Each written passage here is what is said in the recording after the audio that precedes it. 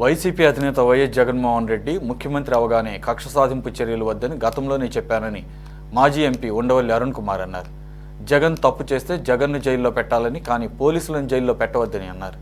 జత్వానీ కేసులో విచారణ తీరును ఉండవల్లి తప్పుబట్టారు. డీజీ స్థాయి అధికారిని జైల్లో పెట్టడం ఇదే తొలిసారని ఉండవల్లి అరుణ్ కుమార్ తెలిపారు. చాలామంది ఐపీఎస్ ఐఏఎస్లు తనకు స్నేహితులుగా ఉన్నారని, అందులో పిఎస్ఆర్ ఆంజనేయులు ఒకరని, అందుకనే ఆయన్ను చూడటానికి జైలుకు వెళ్లారని చెప్పారు. వాళ్ళు ఫోన్ చేసి చెప్తుంటారు, ఏమండి ఏంటి ఇంకా అరెస్ట్ చేయలేదు అరుణ్ కుమార్ని, నేను చెప్పాం అంటే రాసి పంపించండి, ఆ కాగితం నోటరీ చేయించండి, ఆ నోటరీ చేయించి ఆ కాగితం పంపిస్తే ఆ కాగితం నేను ముందు వెరిఫై చేస్తాను, మీదో కాదో వెరిఫై చేసి అప్పుడు యాక్షన్ తీసుకుంటాను. పోలీసు వాళ్ళు ఎవడమాట అండి, ఇంకా ఇప్పటికే పోలీసు ఉద్యోగం అంటే ఎవడధికారులు కేడీగాని తీసుకొచ్చి లోపలికి వెళ్ళి సార్ అంటున్నారు. ఏమో రేపు ఎమ్మెల్యే అవుతాడో ఎంపీ అవుతాడో, ఎందుకు వచ్చిన రిస్క్ వాళ్ళతోటి. మనలాంటి మామూలు మనుషులనే ఉన్న వాళ్ళు అరెస్ట్ చేస్తారు, కానీ కేడీగాళ్ళ వాళ్ళని అరెస్ట్ చేయడం మానేశారు. రిస్క్ ఎందుకని. ఎప్పుడో మా చిన్నప్పుడు వచ్చింది అర్ధ సత్య అని ఒక పిక్చర్, అందులో అంతే ఒక కేడీగాడ ఈ ఏరియాలో పెద్ద నాయకుడు అయిపోయి ఎవరైతే పోలీసు వాడిని అరెస్ట్ చేసాడని పిలిచారా నా కొడుకు టేబుల్ మీద పెట్టి కాళ్ళెట్టి అలా నిలబడవు ఏమనుకుంటున్నావు అని చెప్పి వాడికేమో వీడు సెక్యూరిటీ కింద వేస్తారు. మంచి సినిమా చూడండి, ముందు అర్ధ సత్య, ఓంపురి యాక్ట్ చేశాడు, గోవింద్ నిహలా అనేది జరుగుతోంది. అది వీళ్ళని తీసుకెళ్ళి లోపలేశారు. డీజీ లెవెల్ వాడిని.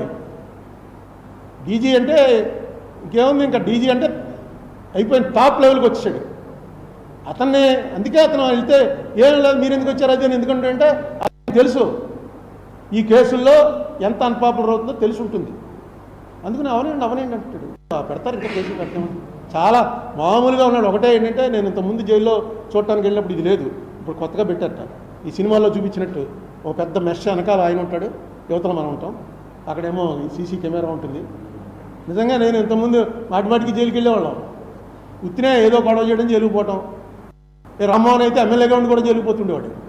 లోపల హాయిగా ఉంటుందిరా అని ఏదో పాత కేసు వారెంట్ ఇచ్చేసి ఎన్బిడబ్ల్యూ పెట్టించుకోవడం పోవడం, ఇలా ఎప్పుడూ లేదు. సరే తీసుకెళ్ళారు, డీజీనే తీసుకెళ్ళి లోపల పెట్టారు. రేపు పొద్దున్న నుంచి దాంట్లో మొత్తం డిఎస్పీలు ఎస్పీలు వీళ్ళందరూ ఉన్నారు, పోలీసులు అందరూ. ఇది పూర్తిగా నాకు తెలుసున్నటువంటి లా ప్రకారం చూస్తే అసలు ఆ కేసు ఏమైంది, అసలు వాడు ఎవడైతే రేప్ చేశాడో వాడిని ఏం చేశారు. ఈవిడ ఇక్కడ జైల్లో ఉండగా కేసు అక్కడ కొట్టేస్తే అది చెల్లదు. వీడు వెళ్ళి చెప్తుంది, వాళ్ళు పోలీసులు చెప్పాలి, ఆవిడ లేదు. ఎందుకంటే బొంబాయి పోలీసులే అరెస్ట్ చేసి వాళ్ళకి అప్పచెప్పారు, వీళ్ళు వెళ్ళి అరెస్ట్ చేయడానికి లేదు. అక్కడికి వెళ్ళి బొంబాయి పోలీసులకి వారెంట్ పట్టుకెళ్ళి ఇస్తారు, బొంబాయి పోలీసులే అరెస్ట్ చేసి వాళ్ళకి అప్పచెప్తారు. అందులో ప్రొసీజర్లో ఏమన్నా ల్యాప్సెస్ వస్తే పోలీసు వాళ్ళ మీద మెమోలు ఇస్తారు. అరెస్ట్ చేసి లోపలటువంటి తేలని కేసు, ఆ కేసు తేలిపోయి ఆ కంప్లైంట్ ఇచ్చినటువంటి అమ్మాయి మీద కంప్లైంట్ ఇచ్చినవాడు అంతా కూడా తప్పే అని తేలినా రివర్స్ ప్రాసిక్యూషన్ ఉండదు. దానికి మళ్ళీ సివిల్ లా ఆఫ్ టాక్స్లో ఉంటుంది. కాంపన్సేషన్ క్లెయిమ్ చేసి వాళ్ళ దగ్గర వసూలు చేయొచ్చు, పోలీసుల్ని అందరి మీద అప్పుడు కేసు పెట్టచ్చు. అది చట్టం. తీసుకున్నారా లేదు. పోలీసు వాళ్ళని తీసుకెళ్ళేటువంటి నువ్వు జగన్ తప్పు చేశాడంటే జగన్ మీద పెట్టు కేసు. జగన్ వచ్చి నిన్ను లోపలెట్టాడు, నువ్వు వెళ్ళి జగన్ లోపలెట్టు.